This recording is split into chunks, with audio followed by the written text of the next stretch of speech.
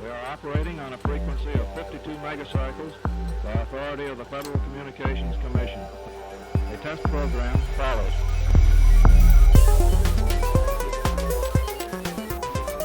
To you who are trained technically, I need hardly say that there's still a number of problems to solve. I guess you know them as well as anybody knows them. But I think we've proceeded far enough to justify the statement, at least, that these technical problems are not insurmountable.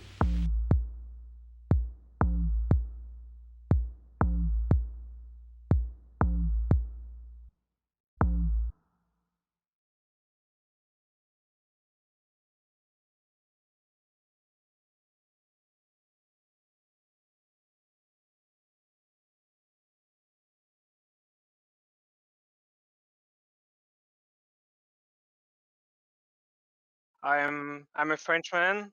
I have 23 years old, and I have begun to play Keyforge since 2 year. Yeah, 2 year. I play a lot in a lot of tournament in my city, in Strasbourg, in France. And I don't know what to say. Yeah, I'm confident, but that's not that's a deck that I have played not a lot, so I'm not sure about his strongness. But I love that deck because you I achieve a lot, and I draw a lot of card, and I have a lot of action to do in my turn. No, a lot of option. Not against this deck, but I have read my opponent's deck, but I have not practiced a lot against him. I love to play without training. No, I'm confident always. Have a nice game. Have fun. My name is Robert Robik Szary, and I'm from Can't Touch the Urchins. And I will be piloting the Gerard, which is the World Collide deck. Probably you've seen it on stream from the first round because we're gonna play all 3 games today. It's really fun deck with the lots of speed, Captain Valjericho, and Witch of the Wilds to just play tons of cards each turn and win with the key charge condition, right? I've played once, but we actually couldn't find the attachment places. So there's like an 11 or like 13 of the enhancements, right? And we couldn't find the placements, so we just tried to play once, and I've managed to win probably, but it's tough match, I would say. It's really fun mass mutation deck, and I'm really looking forward to playing it. Yeah, there are some chances with there are 7 draws in like draw enhancement and double chronoses. So if there are many like logos draw enhancements, then it could get really strong for him. But yeah, I'm just looking forward to playing the game. I haven't studied the deck as much, so I don't know how to go. But I'm confident in my ability to play my own deck, so it's gonna be fun. Yeah, so I'm really looking forward to see him playing the double draw Chronos and lose with it. Apologies. 3, 2, 1. So the second matchup here, the second matchup during our 5th round will be against Villeneuve Duchessa Scaltra, I believe. I believe you butchered that name. Yeah, but I whatever. butchered it. Yeah, well, totally.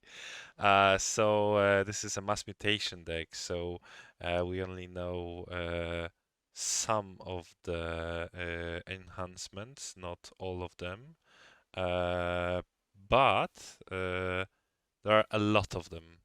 It's like 2 bonus Ember, 4 bonus Capture, and 7 bonus Draw. And I love this 7 bonus Draw because in Logos, when we see what's the most important 2 cards in Logos in this deck, we see double Chronoses. So Chronos could be MVP in this matchup, and I could say in this deck, because it would give the player an incredible speed here, because every extra draw would be also an extra archive, and with double Chronuses we would see one extra draw and double archive. So we could prepare some massive turns of Logos, Shadows, and Untamed alike, because I believe almost all of these houses are really nice. If we dive further, we see Hidden Vellum. If our opponent is not able to control both of them and destroy both of them, we would be reaping, drawing, and archiving a lot of cards, especially with Dimension Door. Here we see a lot of Logos creatures. So Dimension Door from pretty meh card could be a game changer, because we lack Ember control in the other houses. And also our second MVP here, Bouncing Deathquark. Our only, let's say, board wipe here, because standardized testing could be hardly counted as a board wipe here. But this Logos looks promising. I would say that this Logos is really nice. What do you think about the other two houses, Robic? Yes, I have some mixed feelings just because looking on the shadow list, we see Borrow, which is amazing, Vandalize, really, really nice card. I really highly appreciate Vandalize in this set. But all of the other cards in the shadows, they can be like the hand clockers, right? If the opponent can use some light outs, some nature skulls to put those creatures into your hand, you can have a problem because playing those creatures won't do much.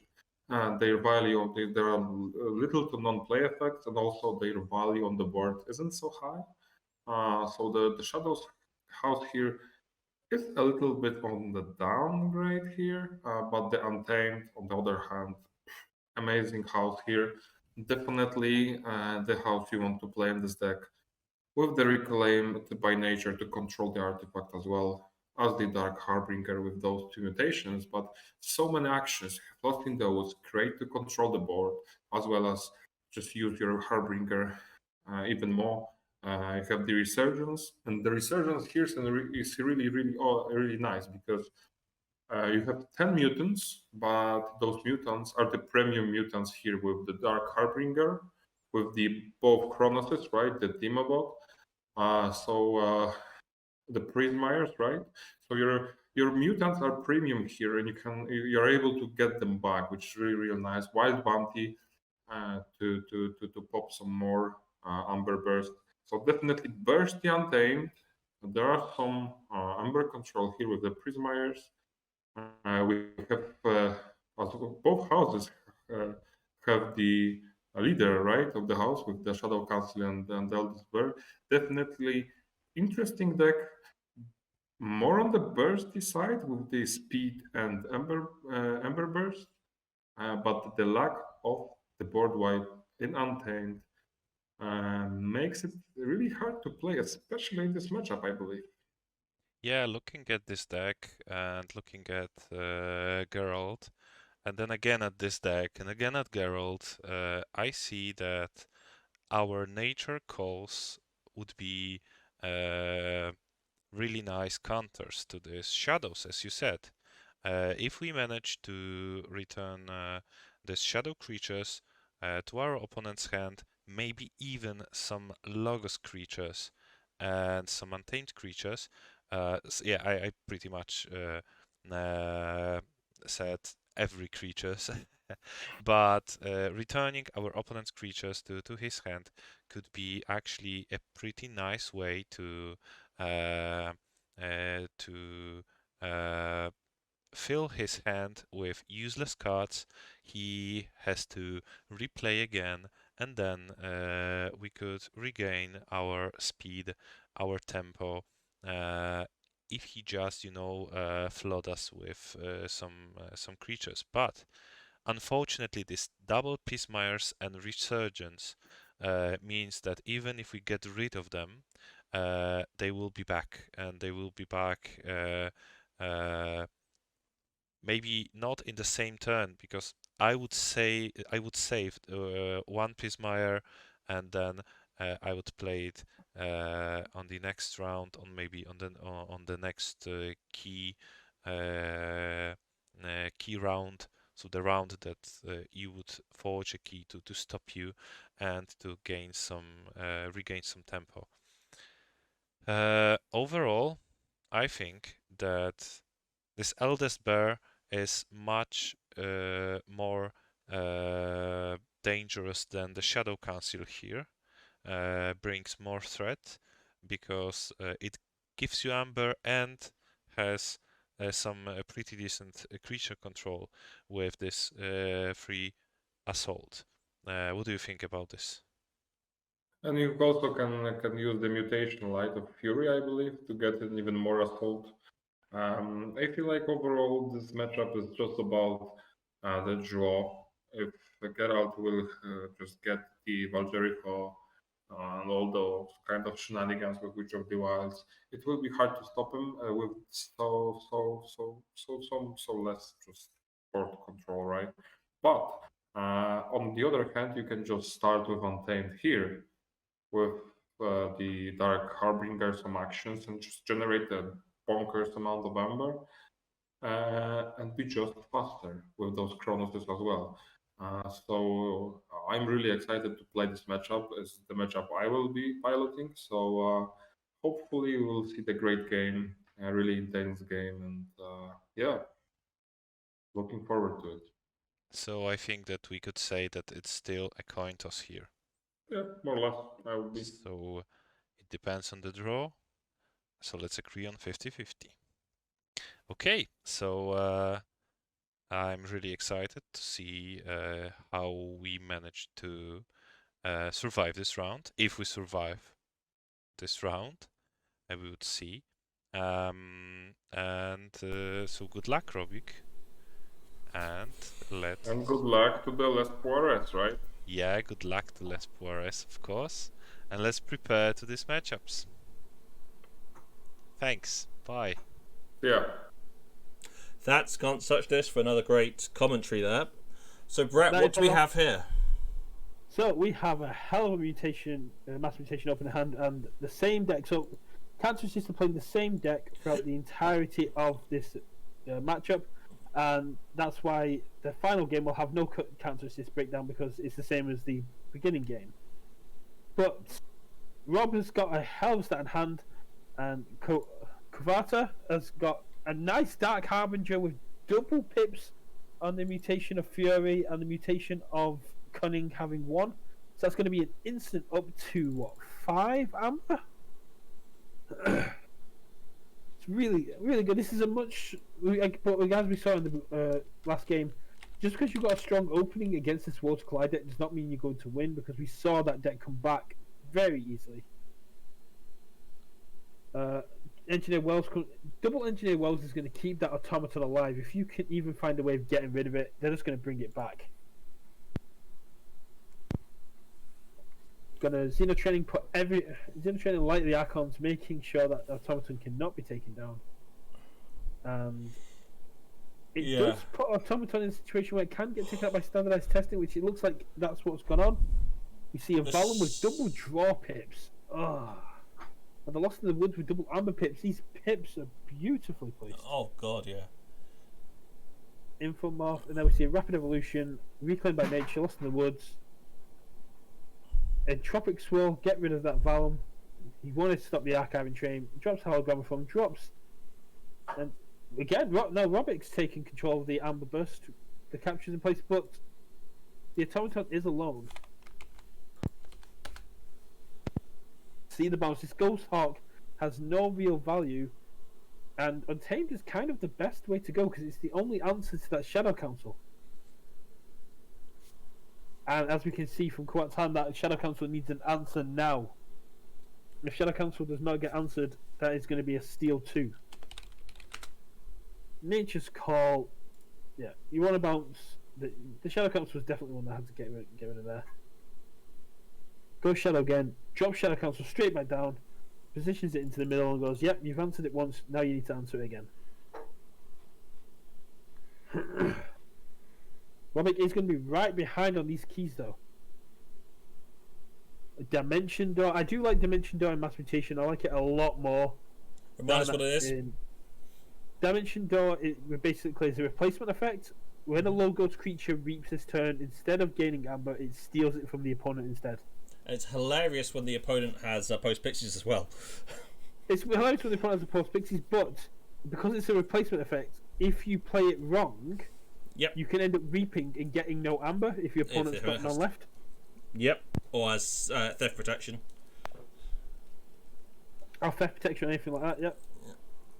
Chronos, one of the best cards in Mass Mutation. Drops the Dimension Door, reaps with Infomorph,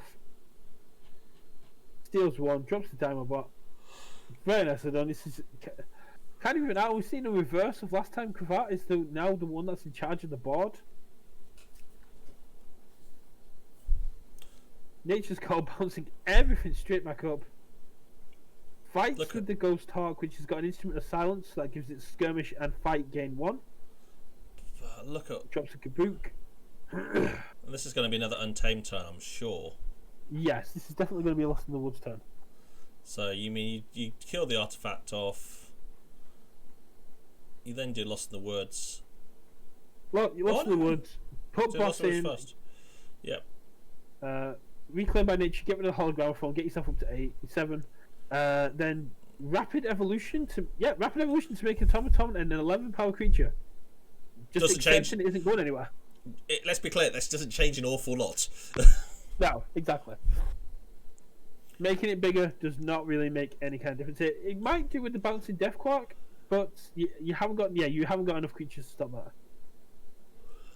It's more to put your opponent off counter, I think, than. I think it's more to get ahead. Kavat realizes this is a race, and as long as he's ahead on Amber and he can get to that 3rd key before Rob, then he's safe. Plays Chronos, plays Dimebot. Now bouncing Death Quark here is quite interesting because if he'd have done it before playing any creatures, he could have wiped out the board. But here, using it to steal 1 and get rid of 2 creatures is also a very good play. Keeps Rob off that key for a much longer time, and here we see Valjoka finally coming down. Slams into the middle, but the only option to play is Nature's Call, which there's no point using it. Just use the Amber. Drops a Force Field on the Helmsman. Force Field is Reap, ward this creature. Very powerful play.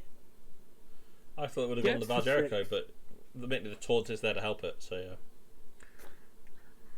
Plays Resurgence to bring back Dark Harbinger. Again, just pushing for this 3rd key. Drops Dark Harbinger, boosts it by 4. Smacks Helmsman Sphere. Yeah, Helmsman Spears is too powerful to be left around, especially in this kind of situation. Gets to 4. And an Untamed turn, reaping for many, and not quite key charging, but a Star Alliance turn. Ooh. Playing Ghost Hawk off the Valjericho. Of course. And then the other one. Gets to here. And Rob, seriously, going for the fight. Doesn't go for the reap. But he doesn't want to get to 6 and look like he's a threat. He wants to keep it going a little bit longer so he can key charge with the Ghost Hawk next turn. He wants to give that false sense of. But getting to 6 forces your opponent to answer it.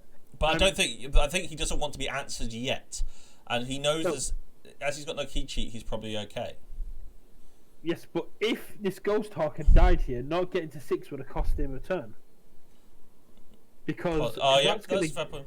Yeah, you're right. Because Kavat's going to get to 6 here. So if this Ghost Hawk had died, Rob wouldn't have won. That is true. But as we can see here, he's going to reap a Ghost Hawk, he's going to play the other Ghost Hawk, he's going to key charge, and for the 2nd game in a row, key charge wins it. Unbelievable. Very believable. Very believable. Key charge wins many games. Yes, but I mean 2 games in a row with the same deck combinations. Oh, these weren't the same deck combinations. The next No, one's the today. Yeah. the next one's the next same disqualification. Hello. So that's 2-0 to Hello I Can't again. Touch This versus Les Yeah, Brown. it Will was Les an Brown be able to intense win the game. 3rd game? Yeah, we We're have talking tried over the the red, interview. but yeah, that's not go well for us. I was waiting for your strange gizmo because I was afraid of your strange gizmo. Yeah, anyway, it was at the end, like full moon and oh. Yeah, and also when you played the Soldiers to Flowers, I was okay, so Chota now. And it was without Chota, and I was like, whew, okay, so I have some time here. The only hope was like key charge at the complete end of your deck. It was really important to get this because you were like 4 Ember at the end, and next turn you play your Chota and you forge the key, and yeah, that's GG for me. So I had to play this key charge.